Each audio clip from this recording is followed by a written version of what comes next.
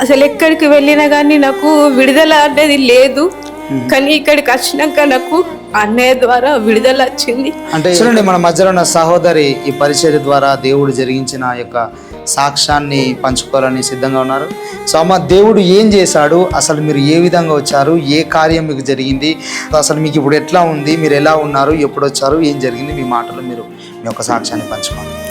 దేవునికి స్తోత్రం. మీ అందరికి వందనాలు. సమయం ఇచ్చిన అయ్యగారికి వందనాలు, అక్క గారికి వందనాలు. మరి నా సాక్ష్యం ఏంటంటే, నేను ఇక్కడికి వచ్చినప్పుడు బాగా విపరీతమైన ఘోరమైన పరిస్థితిలో నేను ఇక్కడికి వచ్చిన. అది దయ్యంతో మస్తు రోజుల సరే పీడింపబడుతున్నా. అసలు ఎక్కడికి వెళ్ళినా కానీ నాకు విడుదల అనేది లేదు. కానీ ఇక్కడికి వచ్చినాక నాకు అన్నయ్య ద్వారా విడుదల వచ్చింది. అంటే ఎక్కడికి వెళ్ళినట్టమ్మా? చర్చిలో వేరే చర్చెస్కి వెళ్ళారా? అవును. ఎన్ని చర్చిలు తిరుగుంటారమ్మా మీరు? బెల్లంపల్లికి, ఖమ్మం పోయినాం మేము. ఓకే. ఇక్కడ ఎన్ని విడుదల కొరకు? విడుదల కోసం ఎక్కడికి వెళ్ళినా కానీ అసలు నాకు విడుదల కాలేదు. అసలు ఎక్కడికి వెళ్ళినా కానీ నిజంగా నన్ను ఎవరు కూడా బాగు చేయలేరు. అసలు చెప్పుకోలేని పరిస్థితి నాది. కానీ ఇక్కడికి వచ్చినాక దేవుడు నన్ను ఎంతో బాగా చేసిండు. కానీ ఇక్కడికి అర్థమన్నప్పుడల్లా ఏదో ఆటంకము. కానీ ఆటంకాలను తొలగించుకొని నేను ఈరోజు అమ్మ, అంటే ఇక అప్పటి నుంచి మీకు మళ్ళీ ఏ ప్రాబ్లం రాలేదు? అసలు రాలేదు. అసలు ఎప్పుడు కూడా మీరు వచ్చినప్పుడు అసలు ఎన్ని సమస్యలతో వస్తారు? ఎట్లా వచ్చారమ్మంటే, మీకు ఏదైనా అనారోగ్యం ఉండేనా? అవును, నాకు అంత పెయిన్ ఉండేది. అసలు ఏం చేసినా గానీ నాకు మైండ్ అంతా అప్సెట్ గా ఉండేది. ఏ పని చేసినా నాకు అన్నం కూడా తినబుద్ధి కాకపోయేది. ఏ తినగానే ఒంటికి పట్టేది కాదు. అలా ఉండేది. నాకు నిద్ర పట్టకపోతుండే. ఎప్పుడు సడన్ గా నాకు రాత్రి 12కి 1కి ఇట్లా నిద్ర వచ్చి ఏదోటి వచ్చి నన్ను పీడించినట్టు అనిపించి భయంతో నేను ఇట్లా ఉండేదాన్ని. కానీ ఇక్కడికి వచ్చినాక నాకు నిద్ర పడుతుంది. ఇప్పుడు మంచిగా ఉంటున్నారమ్మా? ఆరోగ్యం కూడా బాగుంటుంది. ఓకే ఓకే ఓకే అమ్మ, ఇప్పుడు బాగున్నారమ్మా? మొత్తం మీకు అన్ని సమస్యలు సాల్వ్ అయినాయి, అవునా అమ్మా? మరలా ఆ రోజు నుంచి ఈ రోజు వరకు మీకు ఎలాంటి సమస్య రాలేదు? మళ్ళీ ఆ దురాత్మ మీ దగ్గర రాలేదు? ఎప్పుడు ఏ రోజు కూడా రాలేదు. చప్పట్లు కొడుతూ దేవుని గణపరచండి. మొత్తం విడిపించబడ్డారు.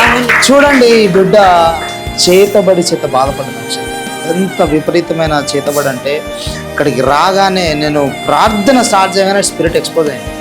ఎక్కడికి వెళ్ళినా విడదలేదు. ఆ రోజు నేను ప్రాఫెసీ చేశాను, చెప్పిన విషయాలని వాస్తవం. అవునా అమ్మ? నేనే చెప్పాను కదా, ప్రతి విషయం ఏం జరిగిందో ప్రతి విషయాన్ని చెప్పి విడుదల ప్రార్థన చేశాను. ఆ రోజు ఎంతో సమస్యతో అసలు చనిపోదామన్న ఆలోచనలో వచ్చింది కదమ్మా. అసలు ఈ దురాత్మ నుంచి విడుదల అయితే ఇక నేను చనిపోవాలనుకున్న ఆలోచనతో మీరు వచ్చారు, అవునా? అవును, నేను చనిపోవాలని కూడా ప్రయత్నం చేశారు మీరు. దయ్యాల దాడి, ఈ దురాత్మ దాడి తట్టుకోలేక చనిపోవాలనుకున్నాను. చూడండి, చనిపోవాలనుకున్న స్థితిలో ఈ బిడ్డ వచ్చింది. కానీ ఆ రోజు ప్రభు ఈ బిడ్డను దర్శించి, నేను ప్రార్థన చేశాను, విడుదల ప్రార్థన చేశాను, డెలివరీ చేశాను, కంప్లీట్ గా విడుదల వచ్చేసింది. చప్పట్లు కొడుతూ దేవుని కనపరచండి. దేవుడు విడిపించేశాడు. చూడండి, చాలా మంది అనుకుంటా ఉంటారు స్క్రిప్ట్ రాసి ఇదంతా చెప్పిస్తున్నామని అనుకుంటారు. చూడండి, ఒక బిడ్డ జీవితంలో దేవుడు కార్యం జరిగించాడు అని మీరు ఏ విధంగా తెలుసుకుంటారంటే, వారు ఎదుర్కొన్న వేదన వారి కన్నీటే చెప్తుంది. అది నిజమని వారి కన్నీరు చెప్తుంది. ఎందుకంటే ఎన్నో మందిరాలు తిరిగారట. చూడండి, ఎన్నో సంఘాలకు వెళ్ళారు, ఎక్కడ కూడా విడుదల లేదు. చూడండి, ఈ రోజుల్లో డెలివరెన్స్ మినిస్ట్రీ చాలా కాస్ట్లీ అయిపోయింది. చూసారా, ఈ బిడ్డ ఎన్నో ఇబ్బందులు పడి ఎక్కడెక్కడో వెళ్ళి ఇక్కడికి రాగానే ప్రార్థన చేసిన వెంటనే దేవుడు ఈ బిడ్డను ఆ దురాత్మ నుంచి విడిపించాడు.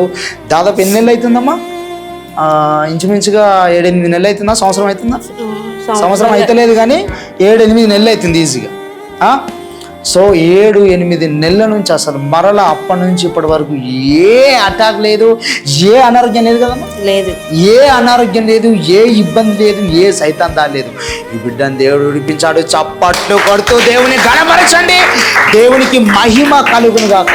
మీరు దయ్యాల చేత, దురాత్మ చేత, చేతబడి చేత, చిల్లంగి చేత, ఈ ఆర్థిక సమస్యల చేత, పిల్లలు లేక కుటుంబం విడిపోయి మీరు బాధపడుతున్నారా? ఉద్యోగాలు లేకుండా మీరు బాధపడుతున్నారా? అయితే రండి, ఈ బిడ్డను విడిపించిన దేవుడు మిమ్మల్ని కూడా విడిపించబోతున్నాడు.